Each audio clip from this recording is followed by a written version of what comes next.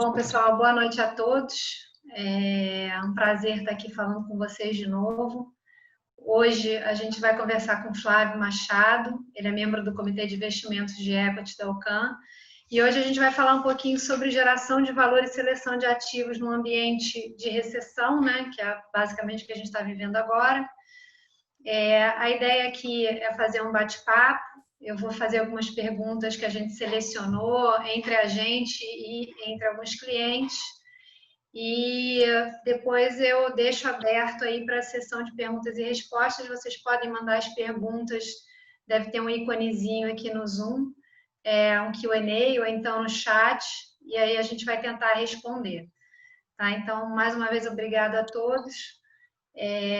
Flávio, se você quiser começar a se apresentar, falar um pouquinho de você, e aí depois eu começo com as perguntas. Beleza. Obrigado, Isabel. Obrigado a todo mundo interessado em estar com a gente aqui na sala da OCAN, a gente tendo a honra de participar tão ativamente da Expert junto com todos vocês. Bom, a gente separou aqui para a gente falar sobre geração de valor e seleção de ativos em bolsa em um ambiente recessivo, né? Mas antes eu vou contar um pouquinho da minha história, que acaba se confundindo um pouco com a história da própria OCAN. Eu já trabalho no mercado financeiro há quase 15 anos, mas na OCAN há um pouco mais de 10 anos. A gente começou essa história juntos, um pouco mais lá no finalzinho de 2009, começo de 2010, ainda dentro de um banco de investimento, e eu já, na época, vim fazer parte do time. E desde que a gente lançou os fundos lá em março de 2010, já faço parte do time, na parte de ações, trabalhando junto com o Duda, que eu acho que tem feito excelentes eventos aí durante a Expert. E a gente navegou ao longo desses 10 anos por diferentes cenários. Eu acho que muitas das experiências que a gente vai passar aqui, vai compartilhar, tem muito a ver com esses anos todos que a gente viveu já de mercado, dentro do mercado financeiro, e com foco principalmente na parte de ações.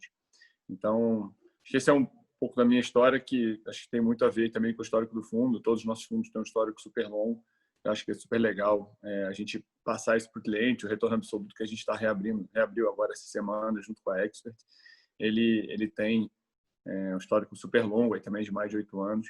Então, dá para o cliente ver como a gente navegou em diversos cenários, em diversos momentos, que, de fato, momentos diferentes não faltarem ao longo desse período.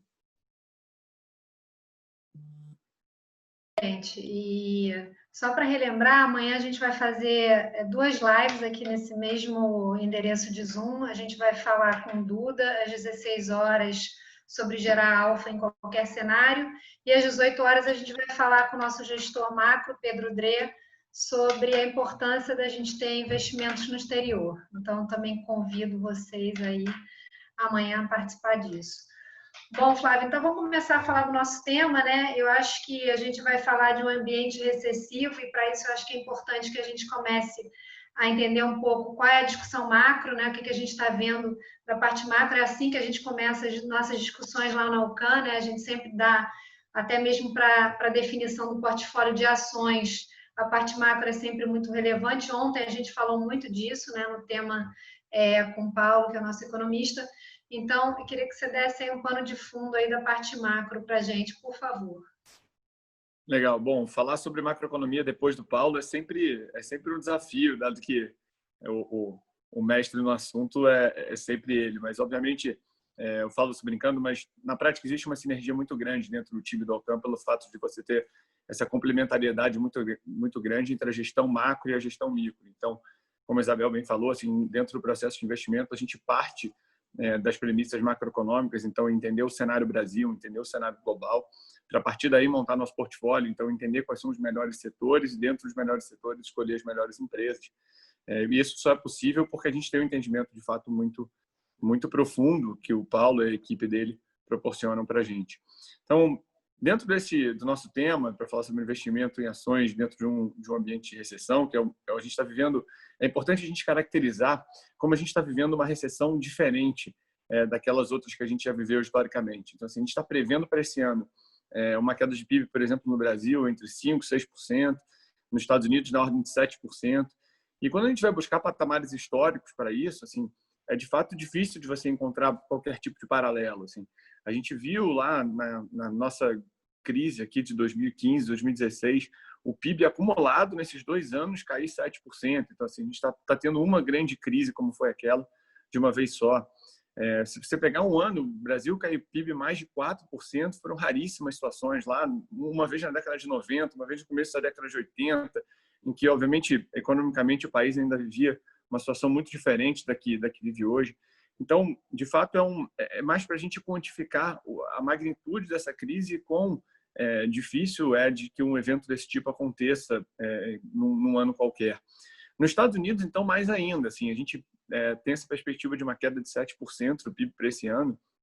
Isso é um número muito relevante, ainda mais quando você pensar que na grande crise lá de 2008, que teve um impacto no PIB, principalmente de 2009, a queda foi de 2,5%. Então, assim, é uma magnitude completamente diferente. Você não consegue encontrar nem nada em metade desse patamar de queda de PIB na série histórica das últimas décadas. Então, é algo que, de fato, a gente teve que mergulhar muito a fundo na análise de todas as empresas e de todos os setores para tentar entender como é que a gente deveria investir nesse tipo de cenário. E daí surgem uma série de questões que eu acho que são muito importantes dentro da nossa filosofia de investimento. Então, a gente está sempre olhando para o macro antes de estar investindo no micro e entender, obviamente, e como é que uma coisa vai impactar na outra. A gente olha também muito para frente e entender qual vai ser a dinâmica, como é que vai ser a dinâmica de recuperação em cada um dos países. E aí, quando a gente olha para 2020, 2021, 2022, a gente vê uma trajetória de recuperação bastante diferente entre os países. Assim. A gente vê, por exemplo, nos Estados Unidos uma retomada mais rápida. Os Estados Unidos é um país que tem espaço no balanço para conseguir fazer investimento não só em política monetária, né? Porque política monetária que é baixar juros, todo mundo está fazendo. Quem tem espaço para fazer política fiscal, conseguir, de fato, injetar mais dinheiro na economia, consegue ter uma retomada muito mais rápida. Então, a gente acha que nos Estados Unidos faz sentido ter até uma recuperação de 5% ano que vem, que é quase uma parte muito grande, né? Mais de 80% do que está caindo esse ano. No Brasil, a gente já não acha que isso é tão verdade. A gente acha que é uma recuperação mais lenta, que talvez a gente recupere alguma coisa próximo de 50% da queda desse ano, num cenário até relativamente otimista. Então, é muito importante para a gente entender essas idiosincrasias de cada um dos investimentos. Eu acho que a gente vai conversar um pouco disso aqui para frente. É isso aí. A segunda pergunta, então, né, levando em consideração isso tudo que você falou, você imagina que um ambiente recessivo significa um desempenho ruim dos mercados? Porque isso não está acontecendo, né? Quer dizer, o mercado foi muito mal durante um período e recuperou uma parte. Como é que a gente consegue explicar isso? Essa pergunta é boa porque essa crise, de fato, teve uma característica muito diferente das outras. A gente viu, no primeiro momento, um primeiro trimestre teve a maior queda, né, em muitas décadas da Bolsa, globalmente. Isso foi verdade no Brasil, foi verdade nos Estados Unidos. E depois o segundo TRI, que foi uma das maiores altas das últimas décadas. Né? Então, assim, uma coisa assim, na sequência da outra, que mostrou que, de fato, primeiro você teve um impacto muito grande, né, nas expectativas do mercado, e no segundo momento, toda essa movimentação por parte dos bancos centrais conseguindo mitigar muito a interpretação do mercado em relação a quão grave seria essa crise daqui para frente. Então, acho que isso foi muito importante para a gente, porque o mercado ele se move muito com perspectiva. Né? Então, no primeiro momento, entendeu-se, olha, teve aqui um cenário que foi muito ruim, a gente vai ter que revisar todas as nossas expectativas para baixo, mas depois foi se entendendo, não, com a ajuda dos bancos centrais, com a ajuda dos governos centrais, principalmente nos países que tinham condição fiscal de fazer essa intervenção de forma mais acentuada, foi se entendendo que isso seria um efeito mais temporário. E aí, o nosso grande desafio quando a gente está fazendo nosso investimento em ações é entender como é que...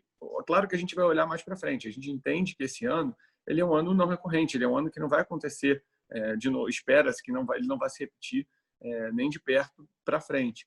Então, você tem que tentar entender qual é a realidade de cada uma dessas empresas num cenário mais normalizado. Agora, esse cenário normalizado de 2021, de 2022, ele tem impactos em relação ao que aconteceu em 2020. Então, a foto desses anos, a foto de 2022, a foto de 2021, ela é sim muito dependente do filme que se passar aqui em 2020. Então, as empresas vão...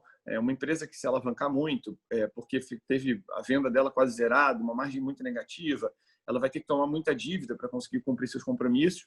Naturalmente, vai ter mais despesa financeira lá na frente, ou muitas vezes vai ter que cortar investimentos que seriam importantes no futuro, seja investimentos em tecnologia, investimentos em uma varejista que vai deixar de abrir loja.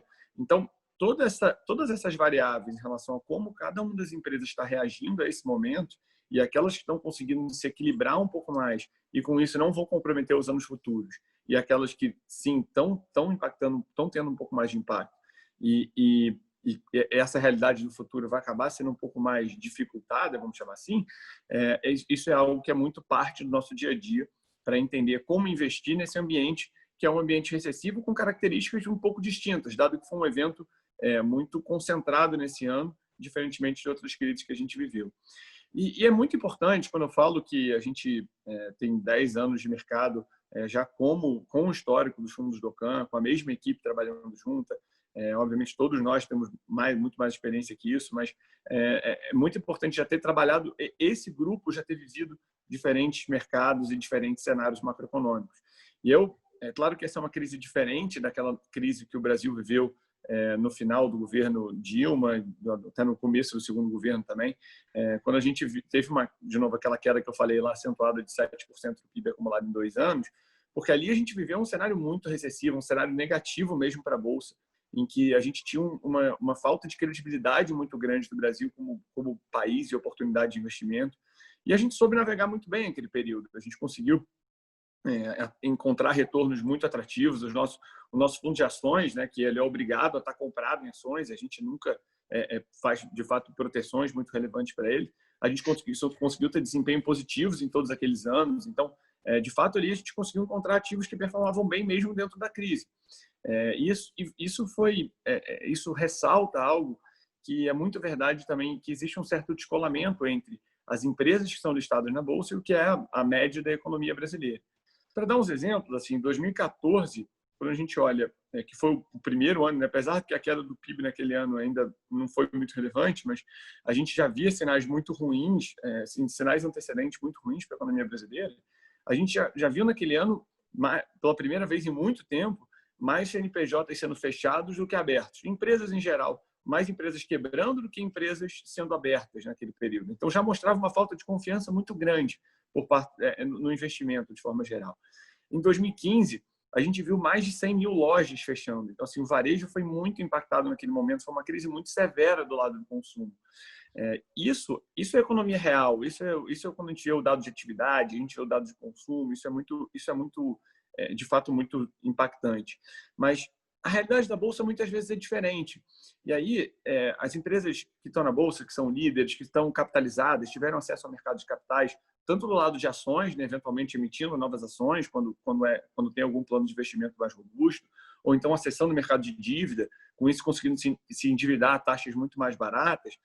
Todas essas empresas, elas, a partir dali, desenvolveram diferenciais competitivos ainda mais relevantes, porque elas passavam a ter acesso a capital e estavam navegando num mercado que ia ficando com um grau de competição cada vez menor. Claro que, de novo, o macro não ajudava, mas as oportunidades, principalmente de ganho de market share, eram muito relevantes.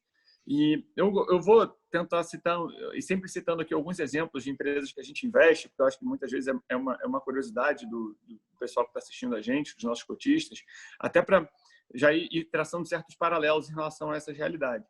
Na época, a gente era acionista relevante das lojas americanas, a gente voltou a ser agora ao longo do segundo trimestre, mas desse ano a gente foi acionista da empresa mais de 4 anos, entre 2013 e 2016. Depois a gente acabou saindo da posição e voltou agora no segundo trimestre desse ano, e até agora participou de novo da oferta, aumentando a posição e tudo. Então, assim, a gente está de novo bem alinhado com a companhia.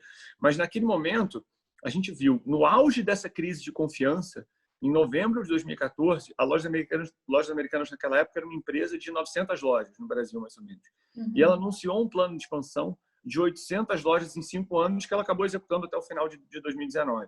Então, o que isso significou? Assim, no momento em que estava todo mundo retraindo, vamos lembrar, estava mais CNPJ sendo fechados do que abertos, no ano seguinte, 100 mil lojas do varejo fechando, a Loja Americana tomou a decisão de praticamente dobrar o seu parque de lojas.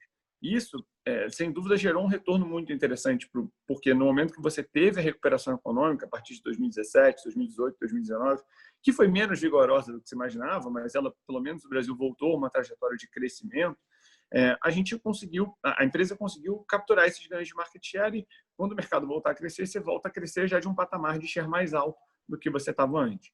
Então, isso é muito importante porque, principalmente nos nossos fundos multimercados, ou CAN institucional, ou CAN Equity Hedge, ou CAN retorno absoluto, o próprio long short também, para quem investe, a gente ali está buscando muito gerar alfa. A gente está buscando que a nossa carteira de ações performe melhor do que a média do mercado. Então, quando a gente escolhe ativos que vão performar bem, isso lá atrás era um cenário de crise diferente, um cenário de crise mais prolongada, um cenário de crise que, de fato, você tinha que ser muito cuidadoso na escolha dos ativos para que você escolhesse ativos que navegariam bem por aquele período mais longo, que a gente mesmo tinha dificuldade de saber quando é que ele ia acabar. Aqui é um pouco diferente, mas é importante citar esse tipo de exemplo para mostrar como empresas que têm acesso ao mercado de capitais, que estão mais capitalizadas, são líderes, que têm balanços robustos, ou seja, têm uma posição de caixa relevante, elas conseguem se apropriar de diversas formas. Algumas fazem aquisição, vão pegar um outro player mais fragilizado e, com isso, conseguir adquirir e ganhar um pouco mais de mercado. Mas dá para fazer muito isso também via crescimento orgânico. No caso do varejo, isso é muito intuitivo quando você fala de abertura de lojas, mas isso é válido para uma série de outros setores e uma série de outras empresas que a gente investe. E aí, dentro desse ambiente, né, a gente está vendo, e até foi o tema de ontem, né, juros muito baixos no mundo. Aqui, né, nunca tivemos uns juros tão baixos no globo inteiro. Como é que isso impacta, né, a nossa decisão e a nossa montagem de portfólio?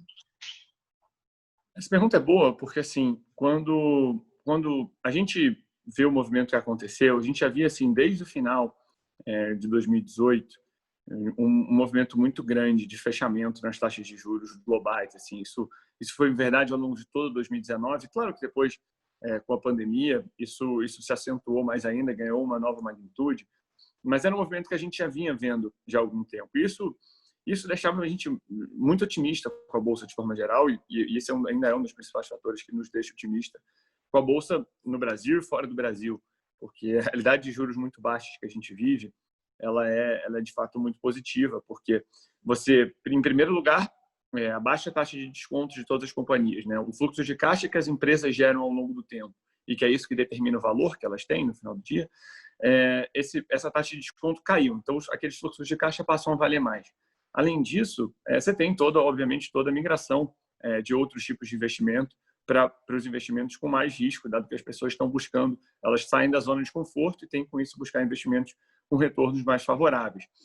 Isso, só fazendo um parênteses, assim, as pessoas falam muito em relação a essa migração do título público para a Bolsa, né? E a gente acha que não é nem nesse momento agora, a gente não vai nem ver só migração do título público para a Bolsa, a gente vai ver migração dos títulos privados mesmo, dos bonds. Assim, os bonds, eles estão com taxas muito baixas, mesmo os bonds high yield, né, que são aqueles bonds que têm um pouco mais de risco e que por isso pagam uma taxa mais alta, estão no relativo com níveis de taxa muito baixos. Então, dado que é para correr o risco daquela empresa, por mais que o risco da ação naturalmente seja um pouquinho maior, mas dado que você quer correr o risco daquela empresa, é melhor que pelo menos você tenha um pouco mais de expectativa de retorno e faça isso via ação e não via o título privado daquela companhia. Mas, assim, fechado esse parênteses, então a gente viu a taxa de juros de 10 anos nos Estados Unidos, no final de 2018, ela estava em cerca de 3%.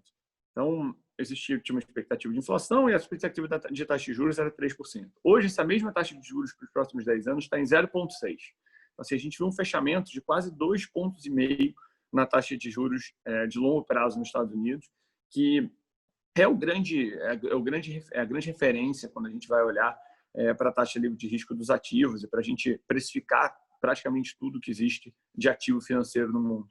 Então, mas dentro de um cenário de crise, você sempre pode se perguntar, não, mas tudo bem, se você está dizendo que o juro está caindo e os bancos centrais estão tentando ser mais estimulativos, né, para tentar fazer com que as economias tenham uma recuperação mais rápida, não pode ser que uma crise seja positiva para as ações sempre, né? Porque você está me falando que então se a taxa de juros vai cair, então significa que só tem um lado positivo para as ações? Não, claro que não. As ações muitas vezes caem porque você tem uma revisão muito para baixo no crescimento dessas empresas para frente. Quando você vai valorar uma companhia, tem sempre duas variáveis muito chaves, assim, o crescimento e a taxa de desconto.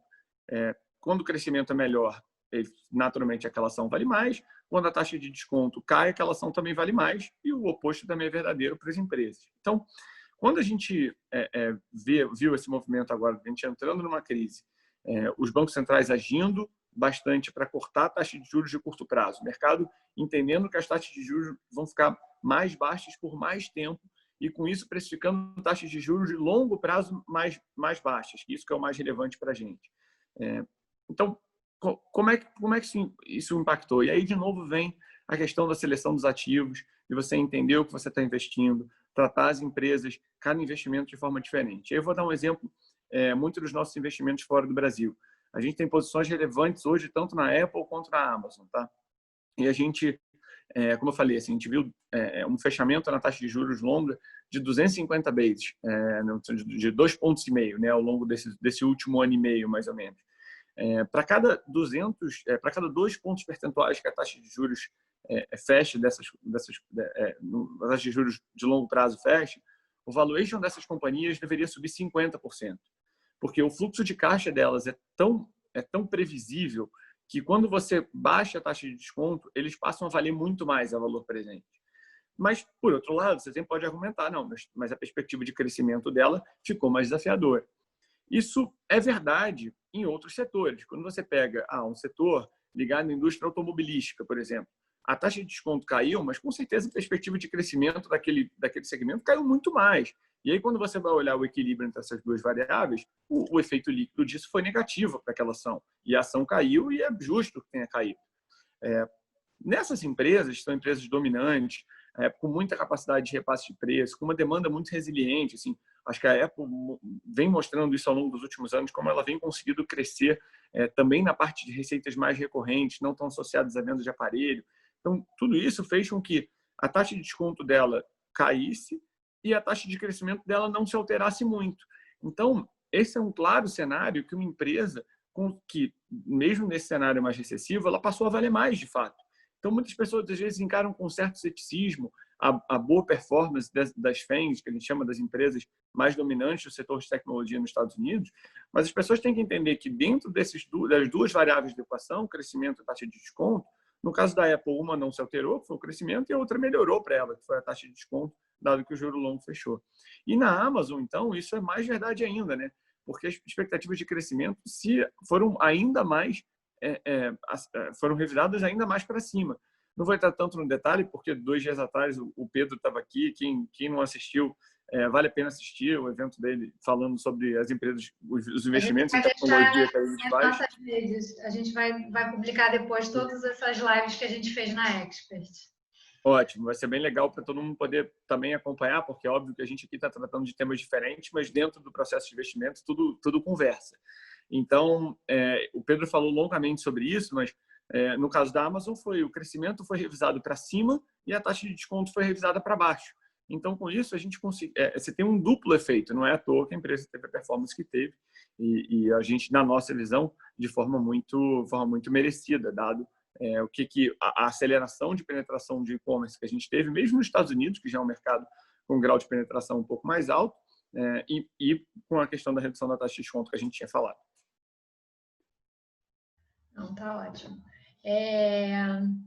E aí, Flávio, dentro dessa perspectiva toda que você colocou, qual é o impacto da crise nos diferentes setores, né? Porque a gente conseguiu observar bem que impactou muito diferente, né? Algumas empresas se beneficiaram, outras se prejudicaram muitas e outras tantas vão deixar de existir, né? Por mudança de hábito de consumo, por excessiva alavancagem, enfim, você comentou. Você pode discorrer um pouquinho sobre isso? Não, claro, isso é o nosso dia a dia, assim, isso que a gente faz todos os dias para tentar de novo, tá encontrando alfa, encontrando valor relativo entre as empresas que a gente investe e a média do mercado, porque essa que é a forma que a gente sempre busca encontrar retorno em qualquer cenário de bolsa, né? Apesar de nós do Alcance sermos uma gestora que 2/3 do risco estão na parte de ações, né? Estou falando aí dos produtos multimercados, apesar de ser na parte de ações, a gente faz um book de ações protegido. A gente compra ações e protege elas, vendendo majoritariamente o índice futuro, para que o cliente sempre esteja com a possibilidade de ter um retorno bastante atrativo, de forma muito consistente no tempo, né? E é isso. Eu acho até que vale a pena, se você puder fazer um parêntese e falar um pouco do que foi março, né? Porque março, como a gente carrega mais renda variável, alguns dos nossos parceiros até imaginou que o Ocan Retorno Absoluto, por exemplo, fosse sofrer mais, e acabou que ele não sofreu, ele até subiu 4 bips, mas subiu. Eu acho que isso ilustra bem que renda variável que a gente está atrás é de alfa e não necessariamente atrás de direções de um mercado, né? Se você puder falar um pouquinho disso também, seria ótimo. Não, legal, com certeza. Ali foi, acho que a mistura desses dois fatores. Assim, primeiro, que a gente de fato tem uma carteira de ações que a gente escolhe, tenta escolher os melhores setores e dentro desses melhores setores escolher as melhores empresas. Então, grande parte do valor que a gente está gerando está na simetria entre as ações que a gente gosta e as ações que a gente não gosta, as ações que a gente acha que vão subir e as ações que a gente acha que vão cair. Então, como é que a gente faz isso na prática? A gente tem um processo de pesquisa super robusto, são 9 analistas micro, 4 gestores, só na parte de ações, mais o input da equipe do Paulo, que são mais 3 pessoas na análise de macroeconômica. Então, criando para a gente conseguir criar esse portfólio de ações long, que são as melhores ações, as ações compradas, aquelas que a gente acha que são as melhores ações para aquele mercado, e vender majoritariamente o índice futuro. Quando a gente está vendendo esse futuro, a gente está vendendo basicamente tudo aquilo que a gente não tem e que está também listado no índice Bovespa. Então, com isso, nossa geração de valor principal não está na exposição direcional, não está em se a bolsa vai subir ou vai cair.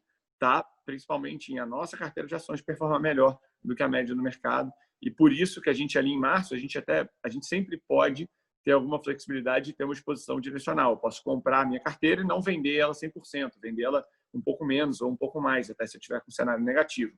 Mas naquele momento a gente estava até marginalmente comprado líquido, mas a gente conseguiu, a gente tinha uma carteira que performou melhor do que a bolsa, e aí, com isso a gente conseguiu limitar muito as nossas perdas e ter ganhos relevantes na parte macro, que eu acho que foram principalmente nos juros aqui no Brasil e um pouco na parte de câmbio também, que com isso a gente conseguiu criar um produto que entregou uma rentabilidade muito, muito interessante para o cliente, dado aquele momento de mercado que a gente estava vivendo. Isso é fruto da nossa, como eu falei, de todo o processo de escolha de ativos, mas também da gente ter conseguido agir muito rápido e mexer na carteira muito rápido pela forma que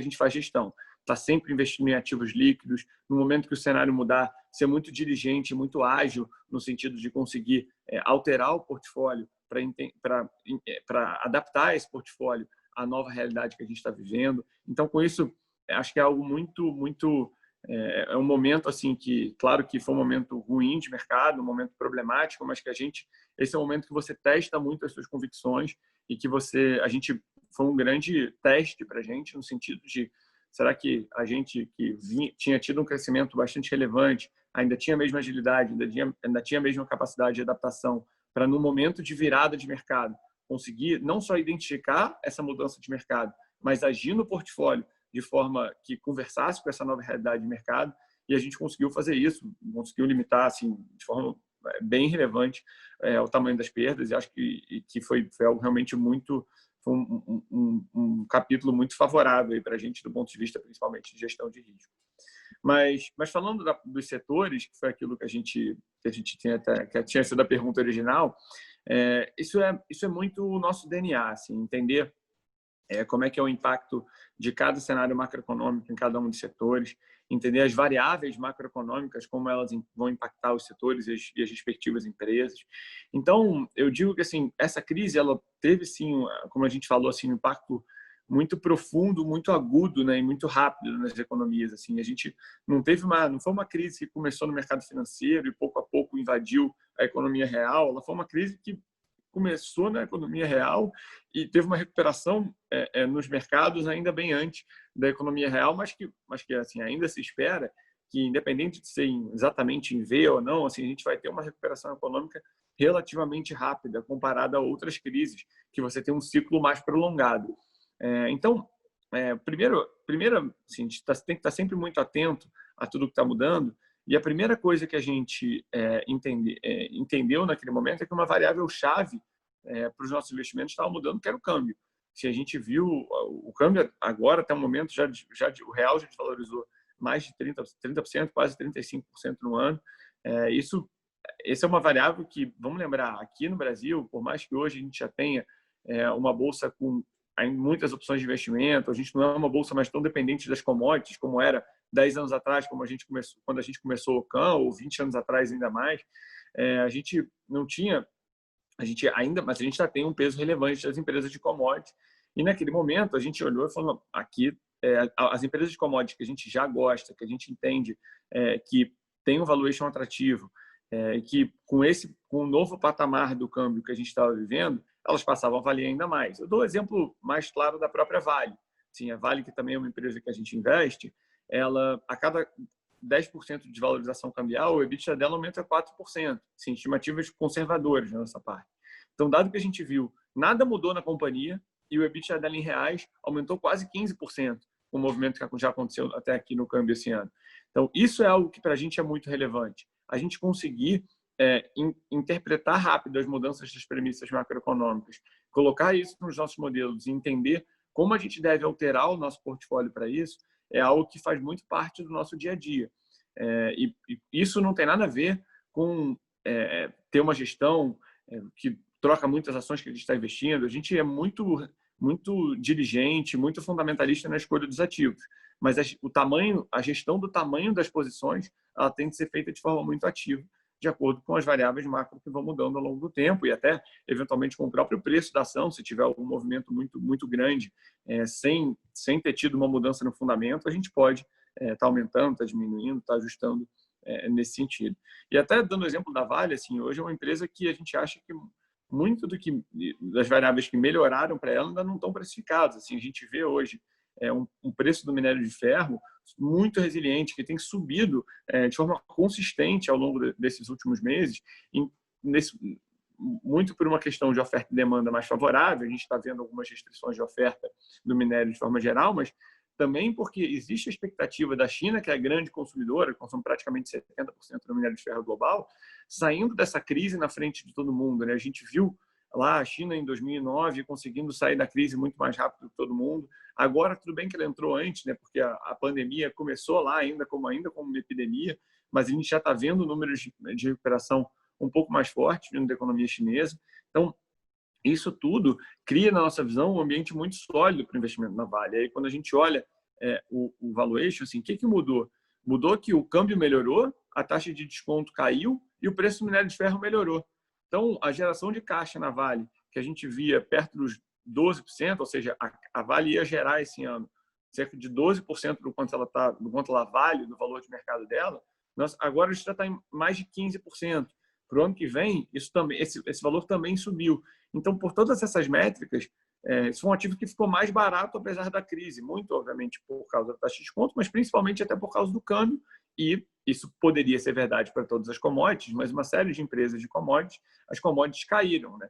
Então, com isso, toda essa dinâmica positiva se desfaz se o produto que você está vendendo perdeu muito valor de mercado. Então, acho que esse é muito... Eu cito a Vale muito como exemplo de um ativo que a gente tem que estar sempre revisitando, dado que ele depende de uma série de premissas macroeconômicas, premissas essas que a gente tem que ir interpretando o que o mercado está precificando e sabendo gerir o tamanho dessa posição dentro do fundo. Por outro lado, só para completar. Só para completar, assim, isso gera também efeitos negativos, né? Porque eu estou falando aqui só dos positivos, mas o próprio câmbio, tem muita empresa que tem custo dolarizado, tem muita empresa, quando você pega, assim, a própria Ambev, que é uma produtora de bebida, ela viveu, vamos lembrar, assim, quando você olha, a margem da Ambev já caiu mais de 10 pontos percentuais do que era o patamar dele lá em 2014. Por que isso? Por vários motivos, tá? Tem uma questão de repasse de preço, mas eu acho que isso é até menor. Tinha um efeito muito brutal do fato do câmbio, né? Ela é uma importadora de commodities para a produção de cerveja e alumínio, principalmente para refrigerante, que são ativos dolarizados. Isso é um custo em dólar e ela vende os produtos dela aqui em reais. Então, no momento que o câmbio se desvaloriza, o custo aumenta e a receita não caminha junto, porque ela, até pelo menos ano passado, repassava a inflação, esse ano nem isso a gente vem fazendo. Mas, então, assim, um impacto, uma mudança estrutural de margem ali, que, na verdade, não é nem culpa da Ambev. Assim, o câmbio lá em 2014, o real, ele estava sobrevalorizado por uma série de medidas, de atitudes que o governo tomava na época. No momento que isso foi sendo levado para um patamar mais normalizado, o patamar de custo dela também mudou. Óbvio que existiam incentivos fiscais, existiam outras coisas que também diminuíram ao longo do tempo. Mas ali a empresa acaba sendo vítima, de certa forma, dessa mudança macroeconômica. Então, tem os beneficiados e tem os prejudicados. As aéreas também, né, que tem um custo grande de combustível, que é sempre dolarizado também. O próprio setor de vestuário, que muitas vezes importa parte dos seus produtos da China. Então, isso é verdade para o lado positivo, mas também é verdade para o lado negativo. E a gente tem que estar o tempo todo entendendo isso e conseguindo, e olhando para o preço das ações e entendendo o quanto isso já está precificado ou não. Exatamente. Até no setor financeiro, né, Flávio, em que a gente gosta de algumas empresas que são mais ligadas à tecnologia e hoje a gente não gosta tanto dos bancos tradicionais que têm crédito e podem sofrer com essa recessão, né? Também seria um exemplo interessante aí para citar para o pessoal. Não, com certeza, com certeza. A gente já está vendo assim, números bem impressionantes assim, nos Estados Unidos, que as empresas já estão reportando os dados de segundo trimestre. Né? A gente já está vendo os bancos nos Estados Unidos provisionando 3 vezes mais que o histórico. Por outro lado, né, os bancos de investimento com resultados muito robustos. Que não estão ligados a crédito, né? Sem ser de varejo. Exatamente. Então, assim, esse é mais um fato que mostra assim como a crise tem impactos diferentes em cada um dos setores, né? Acho que os bancos foram um exemplo muito claro disso aí também para o lado negativo, e aí não tem nada a ver com o câmbio, né? Tem a ver com a realidade macroeconômica do país. Né? E aí, se a gente puder descer um pouquinho mais no micro agora, né? E assim, para o pessoal entender como é que a gente faz para analisar o impacto do ecossistema em torno da empresa que a gente investe, né? O que a gente leva em consideração, quais são os fatores que a gente segue e vê com mais cuidado. Isso eu acho muito interessante, porque num cenário recessivo, num cenário de crise, muitas vezes a empresa ela pode ser uma empresa resiliente, com fluxo de caixa sólido, com uma posição de caixa super robusta, com uma marca forte, isso tudo pode ser verdade. Mas se ela estiver envolvida de alguma forma no ecossistema que está sendo degradado ao longo daquela crise, é muito difícil que a empresa consiga passar com pouco impacto por esse período. E, assim, isso é verdade para o bem e é verdade para o mal. Né? Existem ecossistemas que estão sendo ajudados nessa crise e existem ecossistemas que estão sendo impactados de forma negativa. Assim, começando com o exemplo do lado positivo, a gente já vinha vendo ao longo dos últimos anos assim, uma migração muito forte. Eu acho que a XP aqui, a gente está falando para muitos clientes, agentes autônomos, etc. Assim, eles são grandes agentes transformadores desse movimento de democratização do acesso ao investimento de mais qualidade, do investimento de maior valor agregado. Então, tudo isso que está sendo feito, essa tendência, ela foi acentuada à medida que a tecnologia avançou, que os juros caíram ainda mais e fez com que ainda mais pessoas viessem investir em ativos com mais risco, ativos com mais valor agregado. Então, isso impacta de várias formas as empresas que a gente investe. Por exemplo, a gente vê assim, só a própria XP trouxe no último ano praticamente 1 milhão de novas pessoas para dentro da base dela e, naturalmente, para investimentos de maior valor agregado do que eles tinham antes. Investimentos com mais risco. Nem que necessariamente todas as pessoas estão investindo diretamente na bolsa, isso nem é verdade. Mas vindo para produtos multimercados, vindo para produtos, eventualmente, para fundos de ações, com isso, colocando mais dinheiro numa indústria que, a médio e longo prazo, vai trazer uma rentabilidade, sem dúvida, mais favorável para ela e, ao mesmo tempo, começando a fazer parte desse ecossistema da XP, por exemplo, que é um ativo que a gente investe, que se alavanca em cima de tecnologia, que obviamente é ajudado por esse momento de juros ainda mais baixos que a gente passou a viver no pós-crise. Então, com tudo isso, você teve um efeito benéfico muito relevante ali. A gente vê esse movimento de crescimento das plataformas e de aumento da penetração dos investimentos de mais valor agregado de forma geral, como uma tendência muito forte, uma tendência que a gente busca se apropriar disso no momento que a gente tem uma posição relevante na XP, tem posição também no próprio BTG Pactual, que está criando uma outra plataforma de investimento, está desenvolvendo uma outra plataforma de investimento nesse mesmo sentido. Então, é algo que a gente se beneficia muito. E aí a gente olha para os efeitos secundários disso também.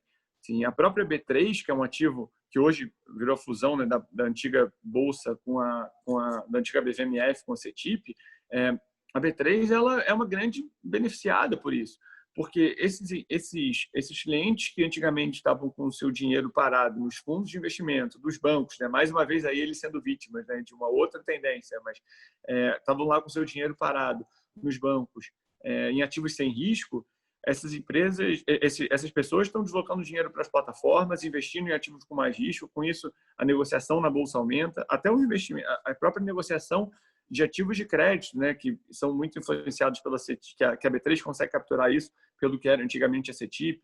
Então, todo esse aumento dos investimentos de forma geral, claro que beneficia as plataformas em primeiro lugar, e a gente está ali posicionado para capturar, mas a B3, que também é uma empresa de tecnologia, que usa a tecnologia como um diferencial muito grande para suas operações funcionarem e cada vez crescerem mais, mas ela é uma grande beneficiada dessa tendência também. Então, às vezes, além de olhar para a companhia em si, a gente tem que olhar para tudo que está ao redor e para tudo que está acontecendo ali para ver exatamente se aquilo está tendo um efeito positivo ou negativo. Do lado negativo, a gente pode dar vários exemplos, mas a gente viu assim, a pandemia trazendo toda essa questão da comunicação à distância, que a gente está cada vez mais acostumado a fazer e funcionando tão bem. Acho que é natural a gente imaginar que o turismo corporativo vai ter um tamanho menor no pós-crise do que tinha antes. Assim, é claro que isso é um efeito da crise de saúde, não necessariamente da crise econômica, mas isso gerou um conhecimento das pessoas de ferramentas, até uma aceitação das pessoas dessas ferramentas que antes não necessariamente existiam. Então, o turismo corporativo, seja para as aéreas, para as empresas de turismo, isso é claro, algo que, na nossa visão, claramente não vai voltar até o mesmo tamanho que tinha antes. Mas tem exemplos até um pouco menos claros. Assim. Quando você vê, por exemplo, as empresas de vestuário, né, as varejistas de vestuário, tem uma série de empresas muito robustas. A C&A, a Marisa, até a própria Renner, que é a grande referência desse setor. A Renner é uma empresa robusta, líder, com muito caixa, com uma marca muito forte, com uma gestão assim, completamente fora da curva pelo lado positivo. Tem todas essas qualidades. Mas quando você olha assim, para o ecossistema para trás dela, né, falando assim, para a cadeia de fornecimento para trás, os fornecedores são muito pequenos, são muito frágeis, eles, ao longo do tempo, tiveram sempre uma competição muito dura, então trabalharam com margens muito baixas. São, de fato, microempreendedores que, em muitos momentos, já existe uma mortalidade natural deles ao longo do tempo, mesmo fora de um período de crise bastante elevado. Então, quando vem uma crise, assim, é claro que a Renner vai tentar preservar, uma Renner de todas as grandes varejistas de vestuário, tá? Mas vão tentar preservar os seus fornecedores. Vão ter que, com isso, provavelmente, pagar valores um pouco mais altos, dar um pouco mais de margem para essa pessoa conseguir sobreviver nesse período. Vão ter que fazer investimentos em capital de giro, então adiantar valores para esses fornecedores. E aí, no momento que você muda a estrutura de capital de giro, é sempre um pouco mais difícil, um pouco mais gradativo o retorno disso. Então, ali, existe, na nossa visão, uma mudança no valor daquela empresa, às vezes não necessariamente por algo que está acontecendo dentro dela, mas pela forma como ela é impactada pelo ecossistema que ela está imersa, pelos fornecedores dela que estão precisando de ajuda, e com isso você vai ter que dar um pouco mais de margem, um pouco mais de capital de giro para eles, e dentre outras formas. E aí eu falei da B3, né, e das plataformas ter uma posição relevante para a gente. Acho que posso deixar por último aqui, acho que nossa maior posição hoje, que é no setor de e-commerce de forma geral, e a gente viu assim, grandes efeitos positivos no ecossistema como um todo. Acho que o primeiro é bastante óbvio, já falado, né? Assim, como os clientes que passaram a experimentar o e-commerce provavelmente, claro que não vão consumir com a mesma frequência que têm consumido durante a pandemia, porque as pessoas estão forçadas a estar em casa, mas a compra via internet é natural que ela ganhe uma participação, ela tem um salto, tem um degrau em relação à participação de mercado que ela tinha antes, bastante expressiva, porque o consumidor passou a experimentar aquilo, conheceu, majoritariamente vai ter gostado da experiência e vai ter uma adoção para algumas ocasiões de consumo. Isso faz bastante sentido que se torne ainda mais presente na vida das pessoas. Isso era bastante óbvio e já foi bastante falado. Mas, assim, o outro lado, né, porque os varejistas de e-commerce, de forma geral, os líderes principalmente, eles estão desenvolvendo grandes ecossistemas, eles estão desenvolvendo os marketplaces que vão evoluir eventualmente para ser até dentro de um aplicativo, passar a ter outras funções, mas num primeiro momento, dentro desse marketplace, você traz mais compradores, mas você traz também muito mais vendedores, porque o varejista, que era um varejista físico, e tinha a lojinha dele, a grande parte do varejo brasileiro ainda está na loja física, ainda está na loja pequena, que de repente se viu com as portas fechadas e sem poder vender e teve que obrigatoriamente começar a vender online. Então, isso fez com que uma série de assim, milhares e milhares de pequenos varejistas passassem a ofertar seus produtos nesses marketplaces, empresas que provavelmente demorariam 5, 10 anos para ter esse clique e eventualmente começar a fazer isso. E a pandemia acelerou demais essa tendência. Então, a gente viu ali, assim, o Magalu, por exemplo, que é uma empresa que a gente investe há mais de 3 anos, assim, entre meio de março e meio de maio, ou seja, numa janela de 2 meses, colocou para dentro 20 mil vendedores que se cadastraram pela plataforma deles, que é o parceiro Magalu, 20 mil vendedores físicos, que nunca, a grande maioria deles que nunca tinha vendido pela internet antes. Então, com isso, você está trazendo para a sua plataforma não só mais clientes que passaram a experimentar aquele caminho, mas mais oferta de produtos, mais vendedores, ofertas de produtos muitas vezes mais próximas da onde o cliente está. Com isso, a sua oferta fica ainda mais atrativa, não só pelo preço, mas pela velocidade de entrega, pela praticidade, eventualmente até do cliente lá buscar na loja no futuro. Então, esse ecossistema todo foi muito ajudado pelos dois lados. E aí, quando você tem uma plataforma, os modelos de plataforma eles são muito interessantes por isso, porque no momento em que você conecta as duas pontas e começa a fazer sentido para os dois lados estar dentro daquela plataforma, o efeito disso, realmente você tem um efeito exponencial ali dentro. Então, acho que tem uma série de exemplos para o lado bom, para o lado ruim, e esse é o nosso dia a dia, de estar olhando, de estar entendendo isso, para saber fazer os melhores investimentos. E aí, para fazer um breve resumo aqui do que você falou, né, Flávio? Eu acho que mesmo num ambiente tão difícil, né, a gente consegue gerar alfa. O nosso estilo de gestão busca justamente essas assimetrias, né? A gente faz isso há muitos anos já. E de fato a gente consegue. E aí muitas das vezes algumas pessoas falam: mas o Brasil está tão complicado, com tantos problemas. E o que a gente vê é o seguinte: é um mar de oportunidades para nosso estilo de gestão, que é justamente encontrar as empresas que consigam se superar num ambiente difícil vis-à-vis aquelas que não vão bem ou que vão deixar de existir. Então, por isso que a gente está animado, né? Às vezes perguntam para a gente: vocês estão animados com bolsa? Vocês acham que bolsa vai subir? A gente nem acha que a bolsa vai subir tanto, mas dentro da bolsa tem coisas que vão subir muito e outras que vão cair. Então, isso faz com que a gente tenha muita oportunidade, né? Sem contar com os investimentos lá de fora que a gente também tem feito relevantemente, né? Com certeza. Assim, a gente acha que a bolsa ainda tem uma tendência positiva, assim, uma intensidade bem menor do que foi recentemente, mas assim, a gente está bem mais animado com a nossa carteira do que com a bolsa como um todo, exatamente porque existe muito essa diferenciação. A gente viu quando você tem movimentos muito assim, rápidos e muito fortes, como a gente viu primeiro para baixo, depois para cima, é natural que o mercado trate as empresas, de certa forma, de forma pouco discriminada, né? Tudo cai meio que junto. Claro que existe uma distinção, né? O setor de e-commerce já performou bem melhor e tudo, mas a gente acha que pouco a pouco, quando você vai para um ambiente com um pouco menos de volatilidade no direcional do todo, o mercado vai cada vez mais botando no preço a diferença das realidades de cada uma das empresas. E esse é o nosso DNA, assim, comprar aquilo que a gente acha que vai performar melhor e não ter aquilo e acabar ficando vendido naquilo que a gente acha que vai performar pior. Não, perfeito. É isso, gente. Queria agradecer, então, a presença de todos, relembrar a todo mundo que a gente segue com retorno absoluto aberto até o dia 14 de agosto, né? Então, se vocês tiverem interesse ou se tiverem dúvidas com relação ao produto, por favor, procurem a gente. A gente está nas mídias sociais, a gente está no LinkedIn, no Instagram, temos o site também, e-mail, então não deixe de procurar a gente para tirar as dúvidas.